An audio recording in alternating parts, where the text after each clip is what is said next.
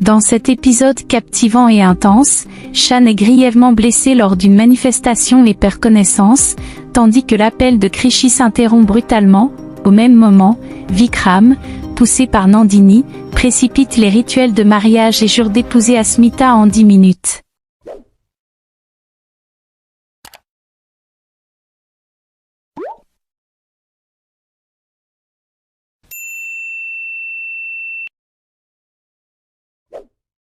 L'épisode commence par Nandini, seule dans sa voiture. Elle est nerveuse et agitée, rongée par la peur que ses plans échouent. Elle se parle à elle-même avec amertume, affirmant que la seule raison pour laquelle elle surveillait Shan était de s'assurer qu'il atteigne l'aéroport et parte loin. Mais, furieuse, elle admet qu'une femme a encore gâché ses projets, et cette fois, c'est cette maudite femme qui a empêché Shan de partir.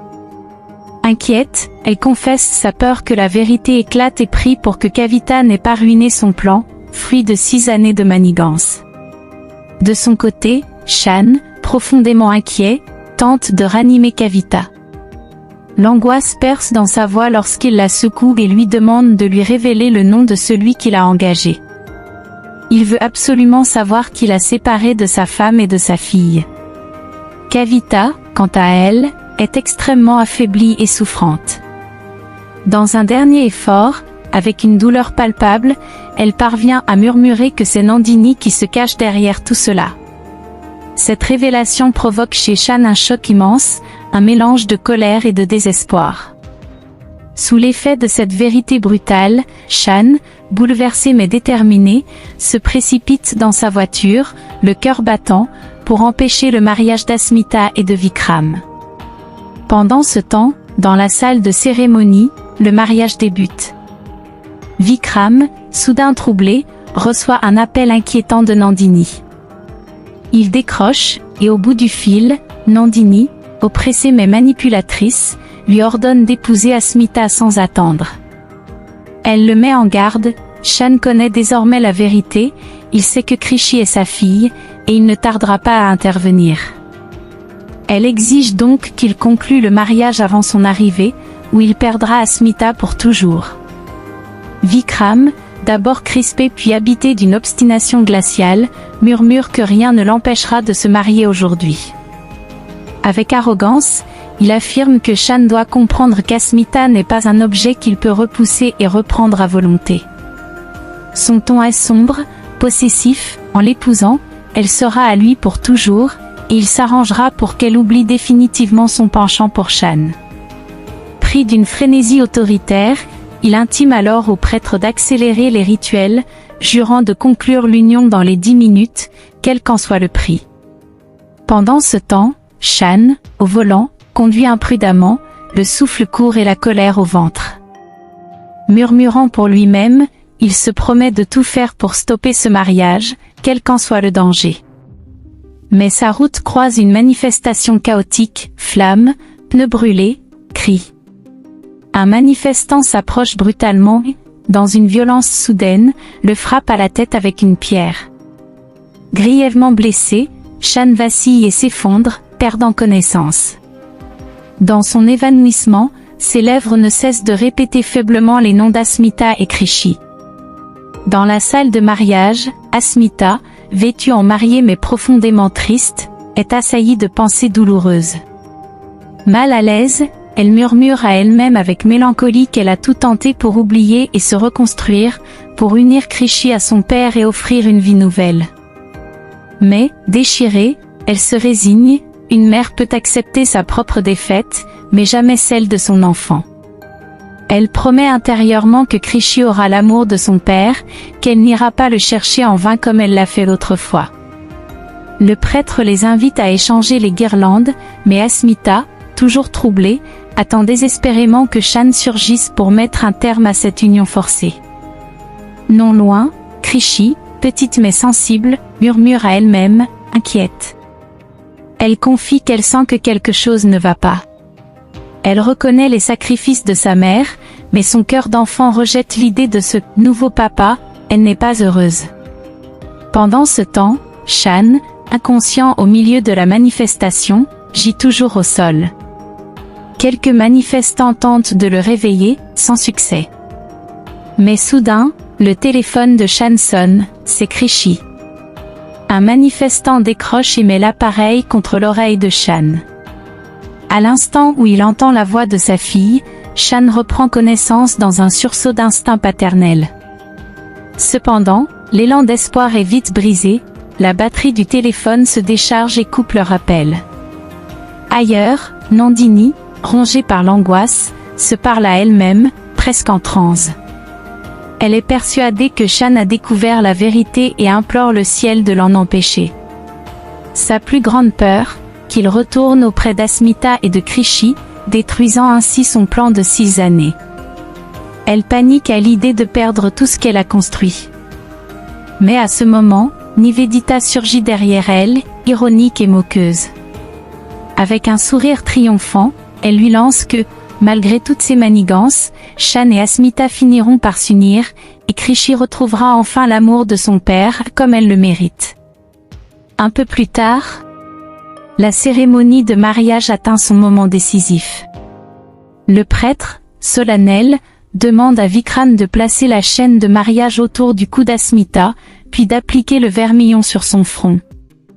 Obéissant avec empressement et une satisfaction glaciale, Vikram s'exécute. Le prêtre déclare alors que le mariage est conclu. Mais, au même instant, Shan surgit dans la salle en courant, le souffle court et le regard brûlant d'urgence. Sa voix tremble d'émotion lorsqu'il crie d'arrêter le mariage. Il se précipite vers Krishi, bouleversé, et lui déclare avec une sincérité déchirante qu'il est son père et qu'il connaît désormais toute la vérité.